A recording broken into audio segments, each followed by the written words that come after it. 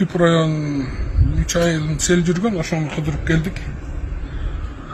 Кыдырып элдер менен жолугуп келип, Кудайга шүгүр аяктады. Өкмөт, администрация, президент, жергиликтүү калк, волонтерлор иштеп аткан экен. Анан бул Жыргалаң шахтасында көп суроолор болгон. Болуп калды акыркы күндөрү да. Мен губернатор болуп иштеп турган убакта бияктагы элдерден көп суроо талап келген. Бул качан иштейт? Бизге карыз, бизге качан төлөйт?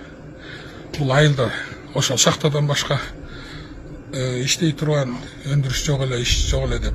Анан ошол убактан бери канча суу акты, Кудай буйруп, мына өкмөт бир чечимге келип, Марат Байкеге лицензия бериптир. Анан мурунку шахтан ар кандай себептерден аварийный состоянияга келип, аны да президентибиз өзү түшүндүрбөдү кандай себептер менен болгон. Азыр эми бул шахтанын өзөгү бир да. Ошол өзөккө эки жактан казып кирип атышат да, азыр көргөзгөн жерлерден уже. Кудай буйруса бул шахтанын иштеши бул элге, бул жерге, областка, өлкөгө аябай пайдап келет да, чоң пайда.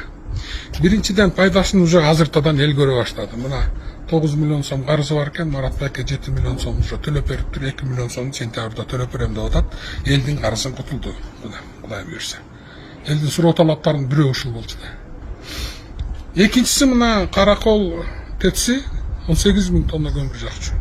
Азыр ошонун 12 за счет калорийности 12 000 тонна көмүр жагат экен. Кудай буйруса ушул шахта Жыргалаңдын көмүрүн. Бул 21 миллион сом экономия дегенди билдирет. Андан башка мектептер канча алат Кудай буйруса. Ошолорго да ушундай за счет калорийности мындай арзандатылган баада көмүр берет.